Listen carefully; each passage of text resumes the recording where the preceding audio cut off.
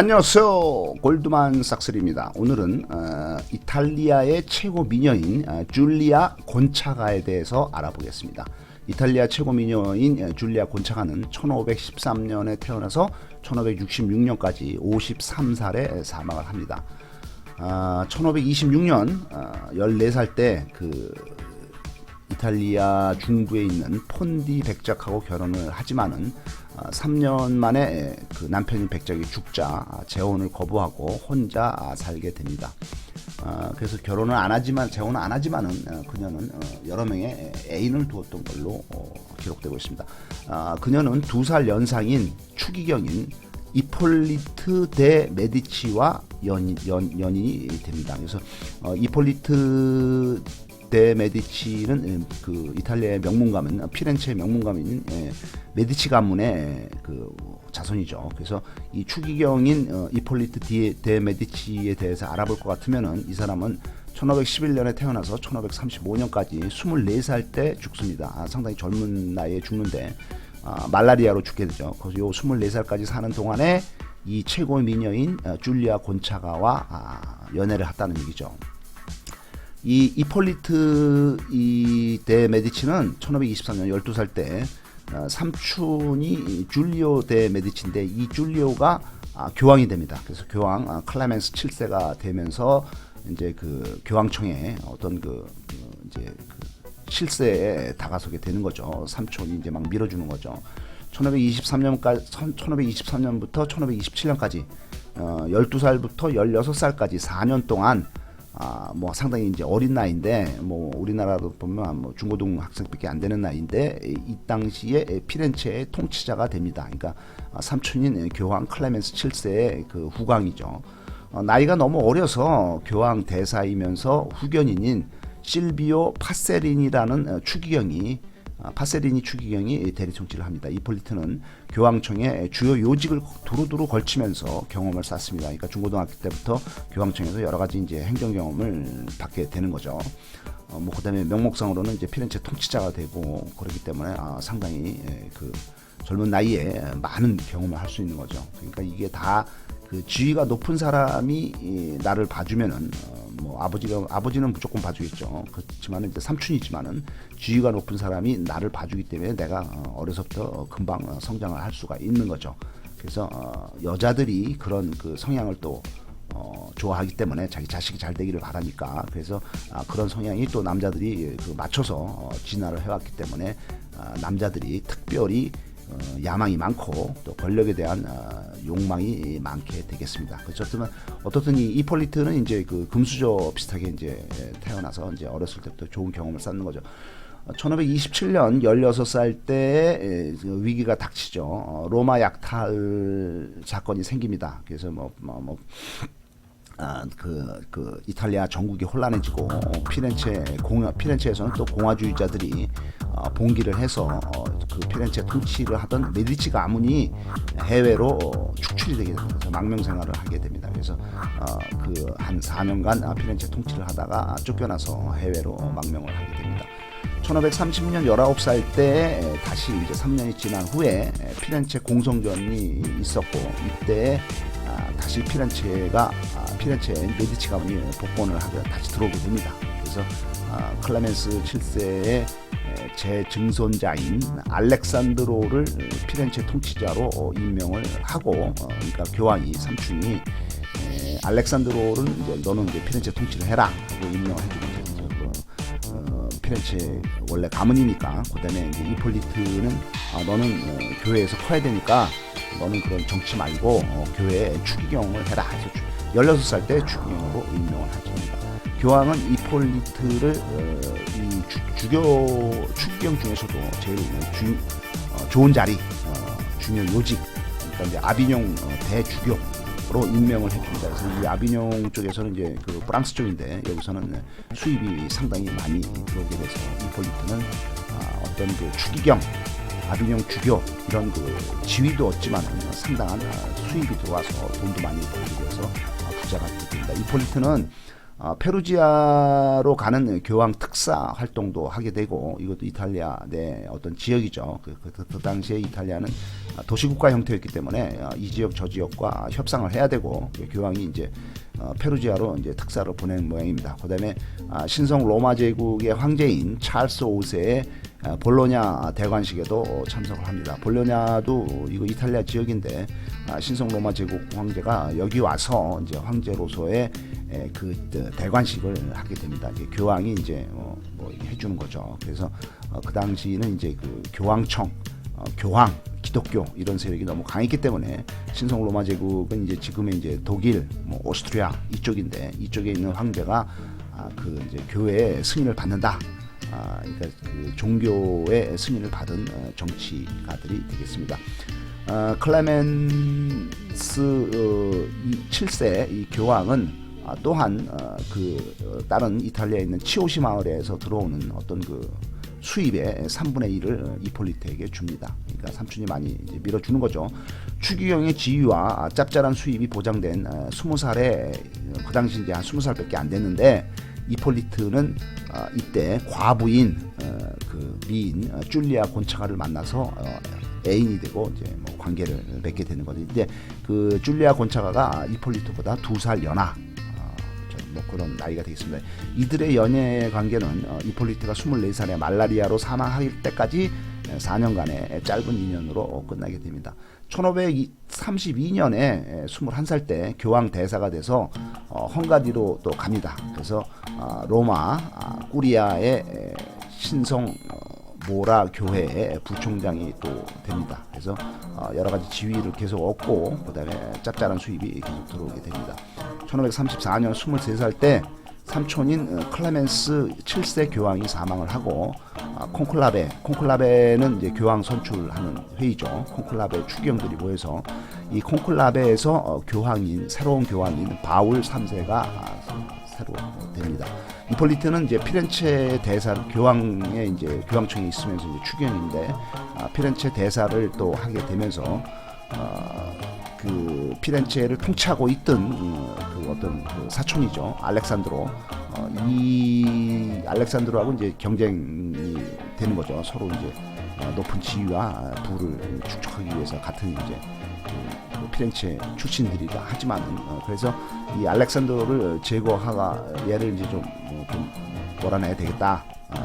이폴리트가 하기 위해서 누구의 힘이 필요하기 때문에 신성 로마 제국으로 가서 그 황제인 카를 5세에게 마구마구 이제 험담을 하면서 어떻게 이제 분위기를 만들어 갑니다. 그리고 이제 그 다음 해에 24살 때 이제 말라리아로 죽죠.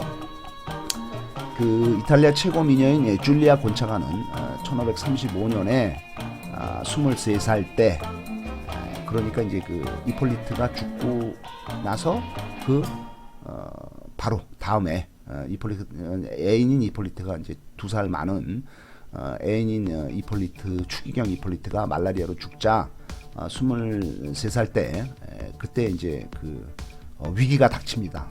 그 당시에는 이제 오스만 제국이 막강했는데 1500년대에는 이제 오스만 제국이 이제 그 지중해를 정복하고 그 서유럽 국가들을 상당히 그 위협적인 존재가 되는 거죠. 그래서 오스만 제국의 해군 총사령관이 그 해적 출신인 바르바로스 제독입니다. 이 바르바로스 제독이 보니까 제일 이쁘다는 소문도 듣고 보니까 너무 이쁘기 때문에 제독이 그녀를 납치를 해라 하고 오스만의 고위 고관인 파갈 이브라힘 파샤에게 납치를 명령을 했지만은 그녀가 다행히 간신히 탈출을 합니다.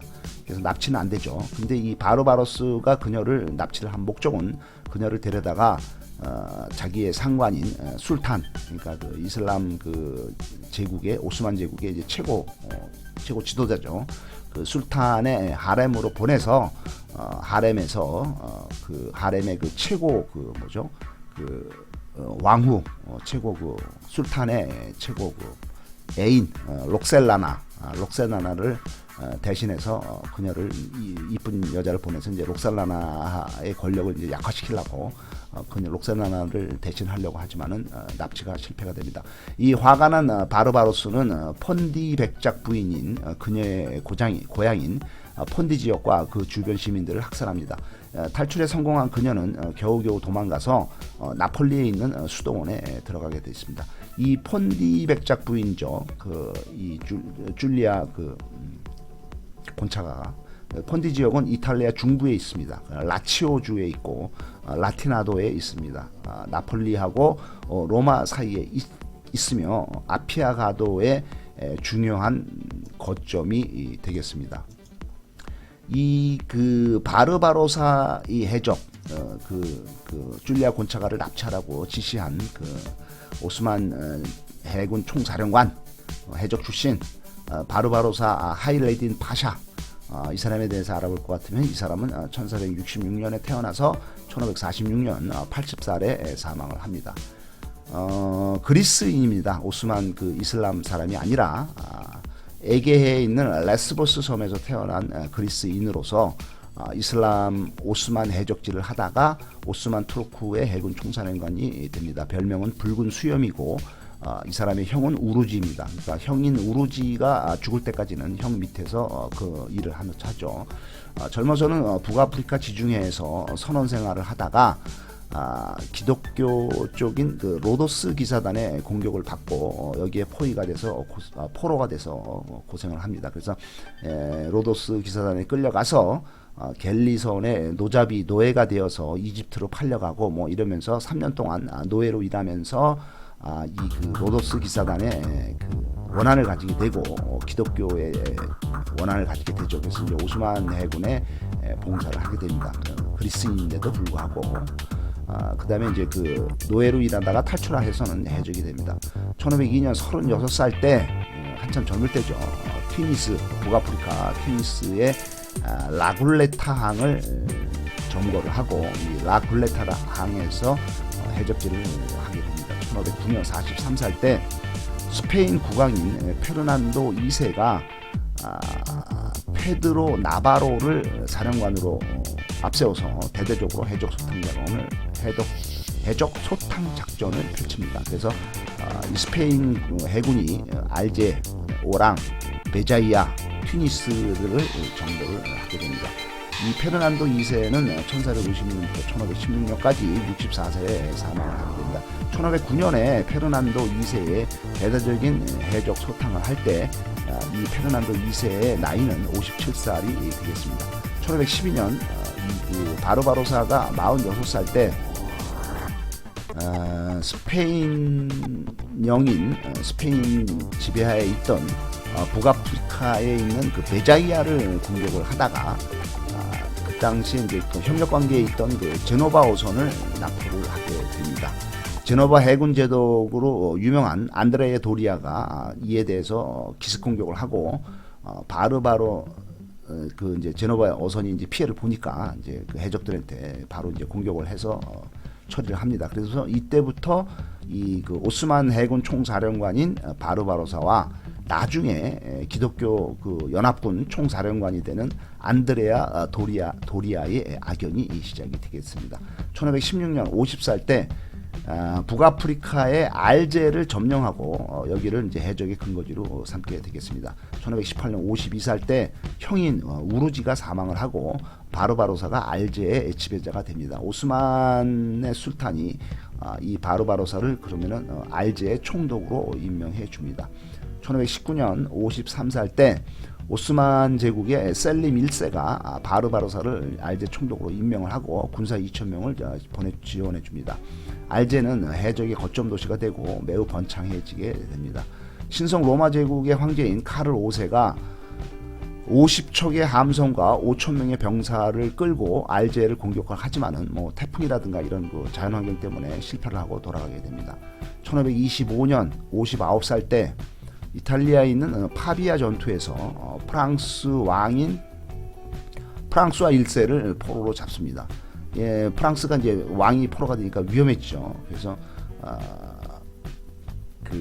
프랑스는 이게 이제 그 프랑스와 1세가 포로가 된 거는 이제 신성 로마 제국하고 싸우다가 신성 로마 제국에 포로가 됐으니까 이제 프랑스가 상당히 위험해지니까 프랑스는 같은 기독교도 아닌 이단인 이슬람 쪽인 오스만에다가 지원을 요청을 하게 됩니다. 우리 프랑스를 좀 도와줘라. 신성 로마 제국한테 당했다 이런 거죠. 그래서 교황이 이제 화를 내죠. 어쨌든 1526년 60살 때 오스만 군이 이제 지원을 와서 유럽의 헝가리하고 비엔나를 침공을 하고 신성 로마 제국의 황제인 카를 5세가 잔뜩 긴장을 하게 되겠습니다. 1533년 67살 때 오스만의 슐레이만 대제가 그를 바르바로사를 오스만 해군 대제독으로 임명을 하고 이에 대해서 바르바로사는 이제 67살 상당히 나이가 많죠. 그럼에도 불구하고 오스만의 해군 총사령관 대제독이 되니까 이에 보답하고자 열심히 일을 하게 되죠. 그래서 뭐 한 몇 달 만에 갤리선 60척을 건조를 해서 오스만 해군의 초석을 다지게 됩니다. 또한 바르바로사는 슐레이만 1세 슐레이만 대제에 의해서 북아프리카의 총독에 임명이 됩니다. 계속 승진하는 거죠. 또 높은 자리에.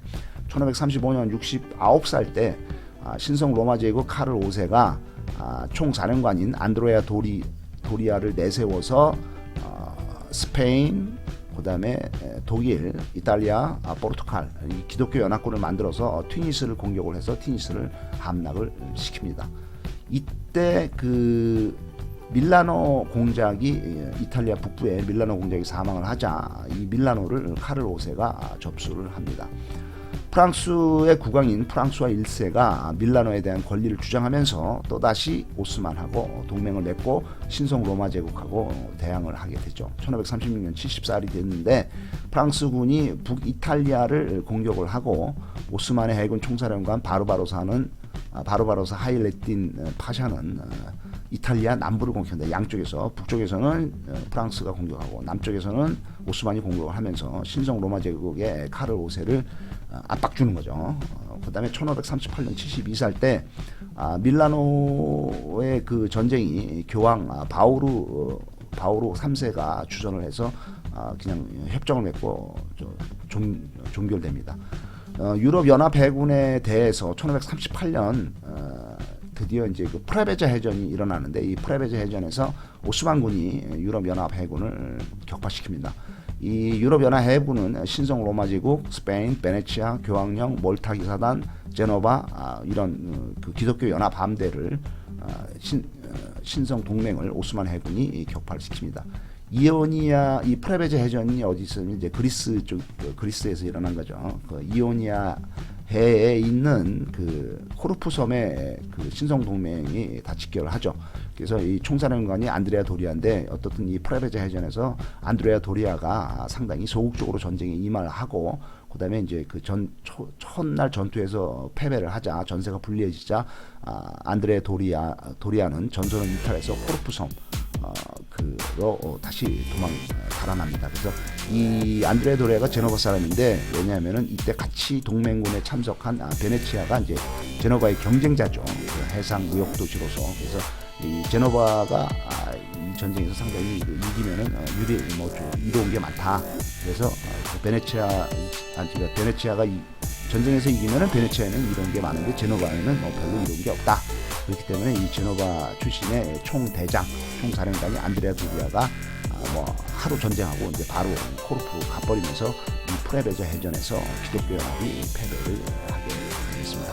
1540년 74살 때 코르시카에 운둔 중인 이 바르바로사의 신복인 투르쿠투가 안드레아 도리아한테 체포가 되겠습니다. 1541년 75살 때 오스만이 헝가리의 부다를 점령을 합니다. 그러니까 그 신성 로마 제국을 앞제는 거죠. 1543년 77살 때 오스만 함대가 마르세유에서 프랑스 남부의 마르세유에서 프랑스군하고 연합을 해서 카를 5세의 영지인 니스를 공격을 합니다. 오스만과 프랑스의 연합군은 툴룽을 거점으로 해서 이탈리아와 스페인을 공격을 하게 됩니다. 그 술탄의 애인인 록셀라나가 누구냐? 록셀라나는 오스만의 술탄인 슐레이만 1세 술레이만 대제의 황후입니다. 1502년부터 1558년까지 56살 때 사망을 합니다. 황후로 재직한 거는 31살 때 즉위를 해서 25년 동안이나 황후를 했습니다. 그녀는 원래 슬라브족입니다. 저쪽에 러시아 쪽, 동유럽 저쪽 그 러시아 쪽의 슬라브족 그녀는 1520년 18살 때 타타르족에게 생포가 되어서 오스만 제국의 콘스탄티노플에서 노예로 들어오게 되겠습니다. 술탄의 하렘에 노예로서 들어간 그녀는 술탄에게 간택을 받아서 황후가 되고 가장 총애를 받고 그다음에 좀 똑똑했기 때문에 술탄의 정치적인 조언자도 됩니다. 그래서 그 록셀라나는 술레이만 1세의 외교 정치에 막강한 영향력을 행사를 하고 또 본인은 자선사업도 열심히 하게 되었습니다. 오늘의 주인공인 이탈리아 최고 미녀인 줄리아 곤차가는 1536년 24살 때 후안 데 발데스라는 남자를 만나서 또 애인이 됩니다. 그 이후에 그녀의 행적은 뭐 기록이 없지만은 1566년에 53살에 사망을 합니다. 그 다음에 또 그녀의 또 다른 애인인 피에트로 까르네스키는 이단 혐의, 그러니까 그 기독교 종교 재판 할 때 그때 이단 혐의로 해서 처형이 되는 걸로 되어 있습니다. 감사합니다.